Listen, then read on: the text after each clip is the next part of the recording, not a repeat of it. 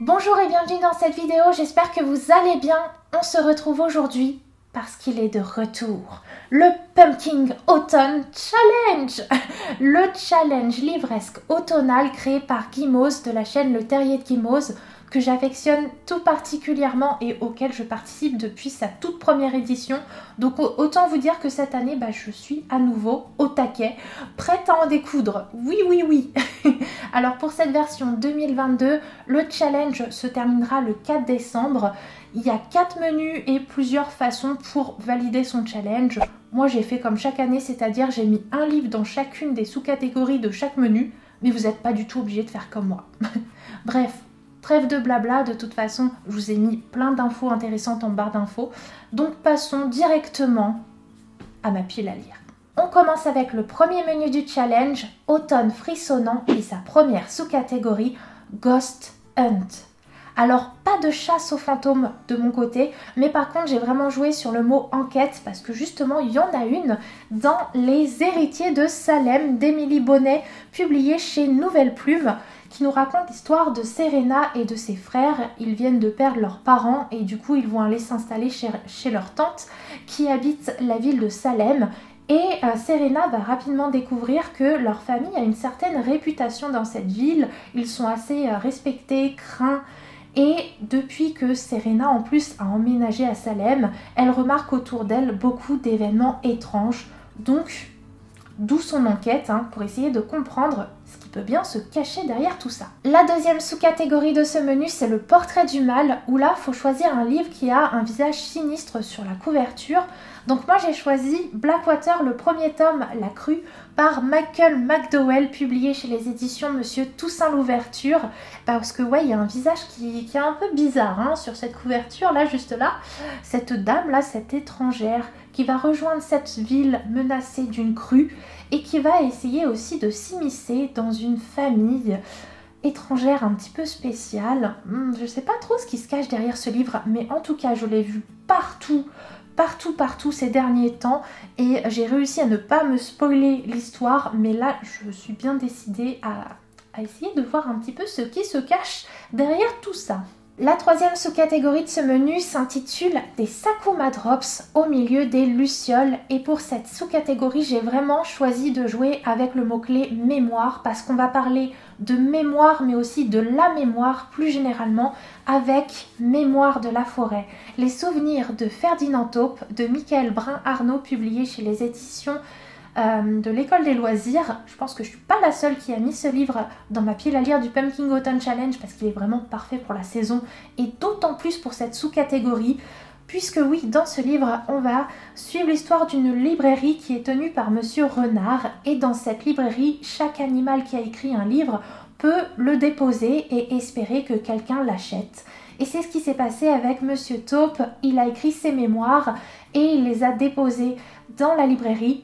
Quelqu'un les a achetés, sauf qu'aujourd'hui, Monsieur Taupe a justement la mémoire qui défaille un peu et c'est pour ça qu'il aimerait bien retrouver son livre. Donc avec Monsieur Renard, ils vont partir et mener leur petite enquête et ça a l'air juste idéal pour la saison. Parfait, un sujet hyper touchant et en plus avec des dessins de Sanoé. On passe au deuxième menu du challenge, le menu inédit de cette année qui s'intitule Automne de l'étrange avec sa première sous-catégorie, les mystérieux habitants de Spotfield. Alors c'est une référence à un épisode de Over the Garden Wall et pour la petite anecdote qui me fait beaucoup sourire et que j'avais envie de partager avec vous, c'est que cet été, je vais en vacances chez une amie et devinez ce qu'elle m'a prêté. Over the Garden Wall. Donc oui, je vais pouvoir tout regarder cet automne comme j'avais prévu de le faire, mais vraiment en adéquation parfaite avec le challenge.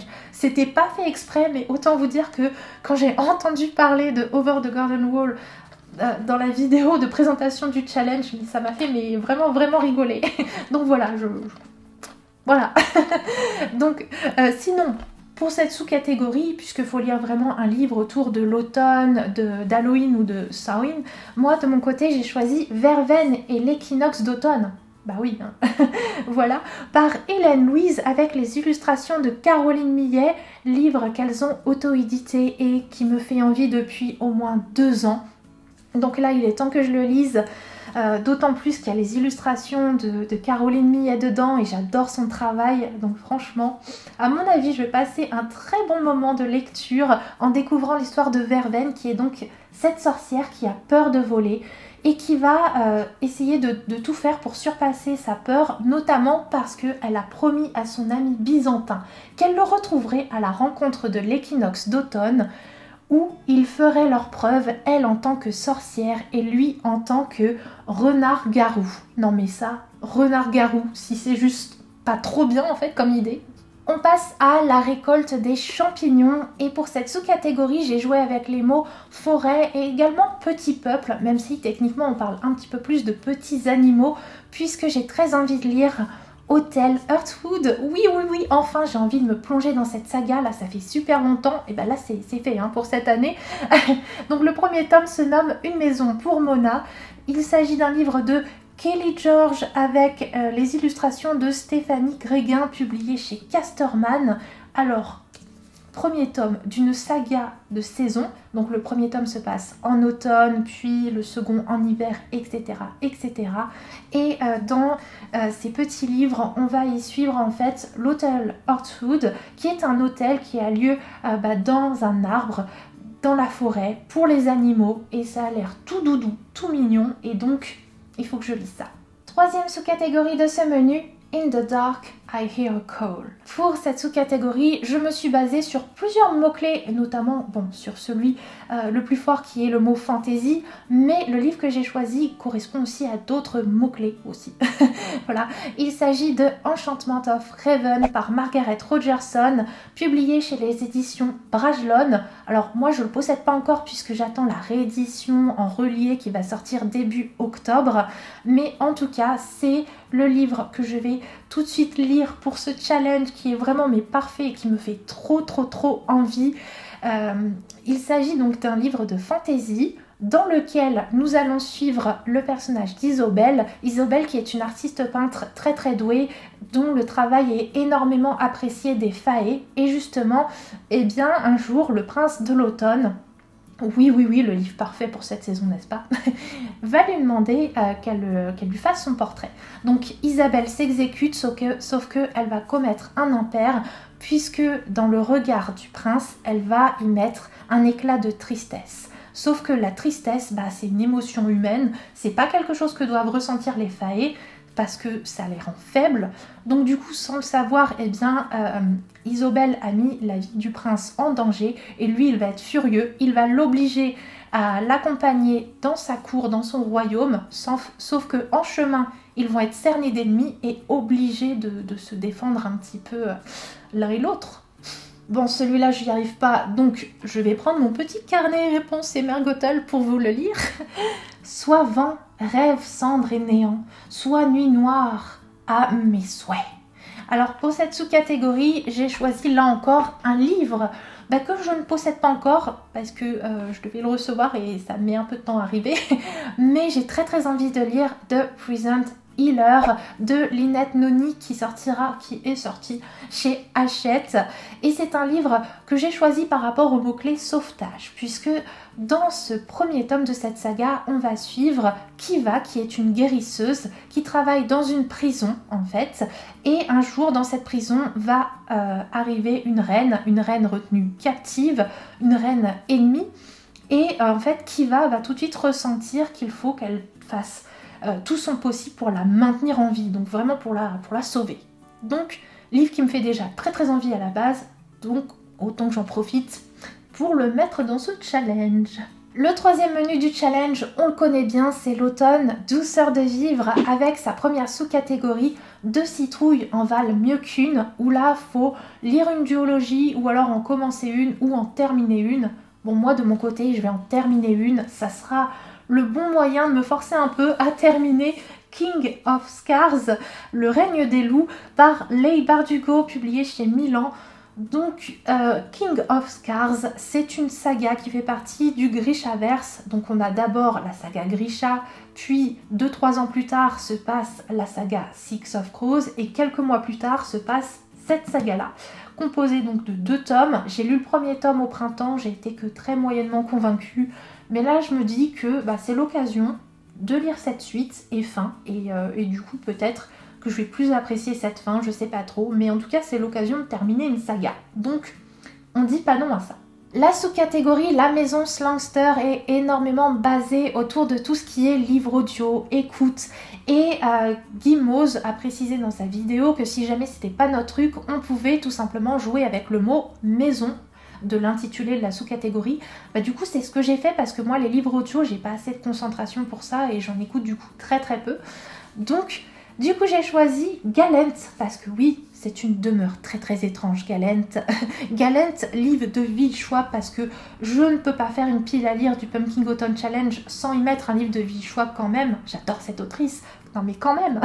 Bon après j'ai vu des critiques un petit peu mitigées sur ce livre-là, donc je sais pas trop quoi en penser, mais ça va être l'occasion de le découvrir. Donc livre publié chez les éditions Lumen, qui vont d'ailleurs sortir un autre livre de Will Schwab dans pas longtemps, mais bon, d'abord il faut que je lise celui-là, perso. Donc dans ce livre-là, on va suivre l'histoire d'Olivia, qui est une orpheline, et qui un jour va aller vivre à Galent, l'étrange manoir de son oncle. J'en sais pas plus à ce sujet, mais ça a l'air d'être une histoire assez particulière. Je crois qu'au début du roman, et je sais pas si ça change par la suite, mais l'héroïne notamment ne parle pas, elle souffre de mutisme, donc ça aussi ça m'interpelle. J'ai envie de voir ce que Will Schwab nous a réservé avec ce livre. Il n'y a jamais trop d'épices dans ma pumpkin pie. Alors, pour cette sous-catégorie, je me suis basée déjà sur le mot-clé plaisir non coupable, parce que pour moi, lire des livres young adultes, c'est mon plaisir non coupable, j'assume et j'adore ça, mais aussi sur le mot-clé famille, puisque j'ai choisi de lire Les Monstres de Rookhaven par Padrej Kenny, illustré par Edward Bettison, puisque ouais, il y a plein d'illustrations trop cool à l'intérieur de ce livre, et publié chez Lumen. Et ouais, dans ce livre, on y suit une famille de monstres qui vivent dans un manoir, dans la forêt. Autour de leur demeure, il y a une barrière magique qui empêche du coup les humains de pouvoir venir les voir. Mais pourtant, un jour, il y en a deux d'entre eux, deux orphelins, qui vont réussir à franchir la barrière et à les rencontrer. J'avoue que ce livre me tente beaucoup. J'ai vu qu'il y avait déjà le tome 2 qui allait sortir là dans les prochains jours, donc il est temps que je me mette à la lecture de ce premier tome et que je découvre les illustrations qui le parsèment. Chante-moi une chanson, ça se nâche. Et alors là, bon, j'ai choisi de jouer avec le mot-clé dépaysement. Et j'ai choisi de lire Stranger Things, Lucas on the Line, par Suyi Davis, publié chez Hachette. Et là, vous voyez les mots-clés de la sous-catégorie et vous vous dites, mais quel est le rapport? Eh bien, déjà, première chose, c'est que j'ai envie de lire ce livre en automne, et donc que généralement, je me constitue une pile à lire et je fais en sorte qu'elle rentre dans le Pumpkin Autumn Challenge, coûte que coûte. Et c'est ce que j'ai fait avec ce livre. Voilà, j'ai joué avec le mot-clé dépaysement et je me suis dit, voilà, Lucas, là, dans ce roman, il rentre au lycée, donc c'est un dépaysement de rentrer au lycée. Ce livre se passe entre les saisons 3 et 4 de Stranger Things. Je vais pas vous spoiler, rassurez-vous, mais voilà, ce livre, c'est autour de ce personnage qui va essayer il va essayer de s'intégrer du mieux qu'il peut, il a envie de trouver sa place, de faire partie des gens cool, des sportifs, et en plus de ça, on est dans les années 80, donc lui, en tant que jeune homme noir, a envie de trouver sa place dans ce lycée américain. Donc voilà, bien envie de voir tout ça. Passons au quatrième et dernier menu du challenge, automne rayonnant, avec sa première sous-catégorie, We're all born naked and the rest is drag. Et là, j'ai choisi de lire La plus forte de Jo Watson, publiée chez Hachette, parce que on y parle d'amour de soi. On voit ce personnage qui est un peu forte et qui se sent pas forcément très bien dans son corps, et qui va en plus déménager avec sa famille dans une ville à côté de la mer, donc les gens sont toujours en maillot de bain, ils ont des corps parfaits, et donc c'est pas fait pour l'aider à se sentir mieux dans sa peau. Mais ce livre, en plus de ça, va aborder d'autres sujets bien plus sensibles, enfin encore plus sensibles, parce que c'est déjà assez sensible comme ça, l'amour de soi. Donc il me tarde de découvrir ça. Ça a l'air vraiment un livre mais tellement touchant. Deuxième sous-catégorie de ce menu, You Cannot Eat the Money. Et là, j'ai choisi un livre avec une connotation écologique. Il s'agit de Charlie et la forêt enchantée, la rencontre des mondes, par Victoria C, livre auto-édité. Donc c'est un conte écologique pour la prévention, pour sensibiliser autour de la faune et de la flore. Et on va y suivre le personnage de Charlie, qui est un enfant qui va découvrir qu'il fait partie du monde féerique. Donc il a de la magie en lui et justement, eh bien, il va falloir qu'il s'en serve puisqu'il y a tout un problème avec les saisons, tout plein de dérèglements, et donc lui, son but, ça va être d'aider à rectifier tout ça. Donc c'est un roman déjà autour de la nature, autour des fées, autour de ces saisons, puisque ça commence un peu avant Halloween, ça se prolonge à Yule et ça se termine au printemps. Donc vraiment tout plein de conditions réunies pour que je passe un très bon moment avec ce roman. La troisième sous-catégorie de ce menu, c'est le don des Merry Week. Et là, j'ai joué sur les mots-clés aider son prochain et sororité, puisque je vais lire Rose Rage d'Ilana Quentin, publié chez le Livre de Poche. Livre où justement on parle de femmes, de jeunes femmes qui vont devoir s'aider entre elles, notamment à travers le personnage de Rachel qui est à la tête du journal du lycée et qui va découvrir qu'une fille dans son établissement s'est fait renvoyer parce qu'elle a tabassé un mec. Le mec en question, il n'était pas innocent puisqu'il lui avait quand même mis la main aux fesses, sauf que lui, il n'a rien eu, voilà, lui il va toujours au lycée tranquille, mais elle qui s'est défendue, eh bien elle est expulsée. Donc Rachel va être indignée et elle va faire appel à toutes les filles et toutes les femmes de l'établissement pour faire grève et pour se faire entendre pour que les choses changent. Bon voilà, comme ça vous savez quels sont les livres qui font partie de ma pile à lire du Pumpkin Autumn Challenge cette année. Vraiment, ils me font tous super envie, donc j'espère avoir le temps et la motivation de tous les lire. 14 livres, ça fait quand même beaucoup, mais j'ai déjà réussi à en lire autant les automnes précédents, donc on y croit, ça peut le faire. Sur ce, je vous laisse là. Cette vidéo est désormais terminée, donc je vais vous faire de très très gros bisous et on se retrouve tout bientôt.